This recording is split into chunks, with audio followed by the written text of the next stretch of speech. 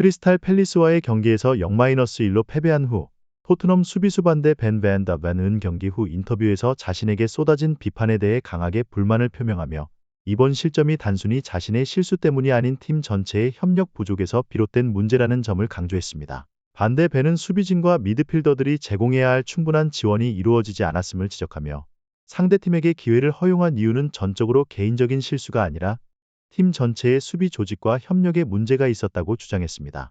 이러한 그의 발언은 즉시 축구 팬들과 언론의 이목을 끌었으며 토트넘 수비진의 조직력에 대한 논란을 촉발시켰습니다. 이러한 반대 벤의 발언 이후 토트넘 팬들은 단순한 경기 결과 이상의 불만을 나타냈습니다. 크리스탈 팰리스는 이번 시즌 동안 아직까지 승리를 거두지 못한 팀으로 토트넘이 이번 경기에서 그들에게 첫 승리를 허용했다는 사실에 대해 강한 실망감을 표했습니다. 이와 함께 경기 중 보여준 토트넘의 전략적 부재와 일관성 부족에 대해서도 팬들은 실망을 감추지 못했습니다. 팬들은 반대 벤뿐만 아니라 전체 수비진, 나아가 팀 전체의 조직력 부족과 수비 전략에 대해 강한 비판을 쏟아냈습니다. 이러한 팬들의 실망은 The Athletic과 BBC 등 주요 매체의 전문가들의 평가와 분석으로 이어졌습니다. The Athletic은 최근 토트넘의 경기력에 있어 불안정성이 두드러지는 이유가 팀 내의 조직력 부족과 팀워크 부재에서 비롯되었다고 분석했습니다. BBC의 축구 전문가들 역시 토트넘이 단순히 수비를 강화하는 것만으로는 현재의 문제를 해결할 수 없다고 평가했으며 중원과 수비진의 긴밀한 협력이 필수적이라고 강조했습니다.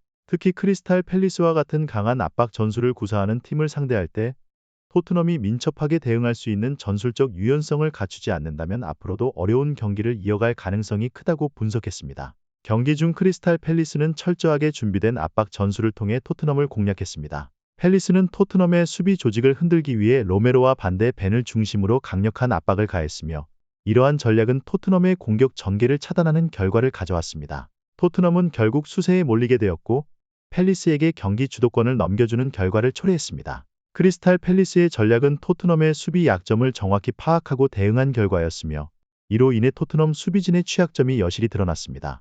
경기 후 전문가들은 매디슨이 반대 벤에게 더욱 적극적으로 지원을 제공했어야 한다고 평가했습니다. 특히 팰리스의 압박이 거세진 상황에서 매디슨이 반대 벤에게 가까이 위치하여 지원했다면 수비진의 압박을 덜어주고 실점 위험을 줄일 수 있었을 것이라는 의견이 제기되었습니다. 이와 관련해 팬들 역시 수비진 간의 협력 강화와 수비진과 중원 간의 긴밀한 연결이 필요하다고 강조했으며 반대 벤뿐만 아니라 전체 팀이 수비에 적극 가담하고 조직력을 강화해야 한다는 목소리가 높아졌습니다. 전반적인 분석 결과 토트넘은 강력한 압박을 구사하는 팀을 상대할 때보다 신속하고 유기적인 플레이를 펼쳐야 한다는 것이 전문가들의 공통된 의견입니다. 특히 크리스탈 팰리스와 같은 팀을 상대로는 보다 단단한 전술적 준비와 동료 간의 지원이 필수적임이 이번 경기에서 분명히 드러났습니다. 이번 경기에서 드러난 토트넘의 수비 문제는 단순히 몇몇 선수들의 실수가 아닌 전체적인 수비 조직력과 전술적 부족에서 비롯된 것으로 평가되고 있습니다. 수비 라인에서의 긴밀한 협력 부족과 미드필더 라인의 수비 가담 부족은 상대의 공격을 막아내는 데 큰 어려움을 초래했습니다. 전문가들은 토트넘이 더욱 일관된 수비 전술과 전술적 유연성을 갖추어야 한다고 조언하며 특히 강한 압박을 구사하는 팀과 맞설 때 토트넘의 미드필더와 수비진 간의 유기적인 연계가 필수적이라고 강조합니다. 이와 관련하여 BBC의 분석가들은 현재 토트넘의 수비 체계가 지나치게 수동적이라는 점을 지적하며 압박 상황에서의 대응 능력이 미흡하다고 평가했습니다. 그들은 매디슨과 같은 미드필더들이 깊숙이 내려와 수비를 보완하고 상대의 압박을 분산시키는 전략이 필요하다는 의견을 제시했습니다. 이를 통해 상대 팀이 토트넘의 수비 라인을 쉽게 돌파하지 못하도록 할 수 있습니다. 이번 경기에서 수비 라인은 상대의 강한 압박을 받는 순간 뒤로 물러서며 공간을 내주는 모습을 보였습니다. 이는 팀 전체가 수비에 가담하는 동시에 공격적인 플레이로 전환할 수 있는 전술적 유연성이 부족했음을 나타냅니다. The Athletic과 같은 매체에서는 토트넘이 단순히 수비에만 집중하는 것이 아니라 중원과 수비의 연계를 강화하여 빠른 역습으로 전환하는 전략이 필요하다고 조언했습니다.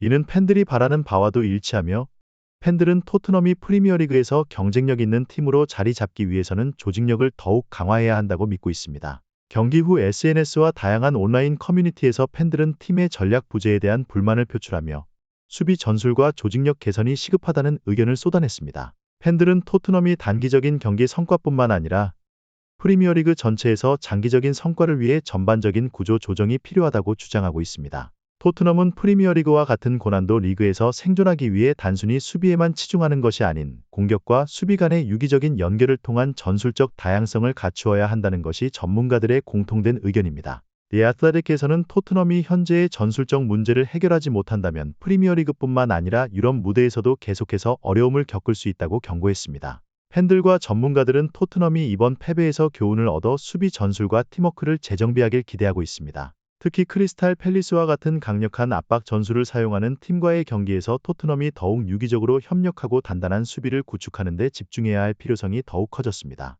이제 토트넘은 이번 패배를 단순한 경기의 실수로 끝내지 않고 더 나은 팀으로 거듭나기 위한 성장의 기회로 삼아야 할 것입니다. 이번 패배는 경기 결과를 넘어 팀 전술의 문제와 조직력의 부족이 두드러진 사례로 이를 통해 팀이 개선해야 할 방향이 명확해졌습니다. 전문가들과 팬들은 이러한 실패를 통해 토트넘이 미래를 위해 필요로 하는 변화를 받아들이고 실천하길 바라고 있습니다. 현재 토트넘은 수비진의 불안정한 조직력과 압박 상황에서의 대처 능력 부족을 해결하기 위해 전략을 재검토해야 하는 시점입니다. 프리미어리그와 같은 고강도 리그에서는 단기적인 경기 결과보다 장기적인 성과와 조직력이 중요하다는 사실을 인식하는 것이 중요합니다. BBC의 축구 해설가들은 토트넘이 수비뿐만 아니라 중원과의 협업을 통해 전체적인 팀워크를 강화해야 한다고 권장했습니다. 이는 단순히 수비진만의 문제가 아닌 중원과의 연계와 협력을 통해 해결할 수 있는 문제입니다. 특히 공격 전환 시 중원에서의 유기적인 움직임이 부족하다는 점이 지적되고 있습니다. 토트넘은 보다 공격적인 전환을 유도할 수 있는 미드필더진과 수비진의 상호 보완적인 전술을 갖출 필요가 있습니다. 전문가들은 메디슨과 같은 미드필더들이 좀 더 깊이 내려와 수비진을 지원하고 필요시에는 방어적인 역할도 적극적으로 수행해야 한다고 강조합니다. 이를 통해 상대가 토트넘의 수비 라인을 쉽게 돌파할 수 없도록 막아내는 전략이 필요합니다. 경기 후 팬들의 반응 역시 팀에 대한 실망과 동시에 강한 기대감을 나타내고 있습니다. 팬들은 이번 경기에서 드러난 문제점들을 해결하기 위한 과감한 전술적 변화와 조직적 강화를 요구하고 있으며 감독과 선수들이 이를 진지하게 받아들이길 기대하고 있습니다.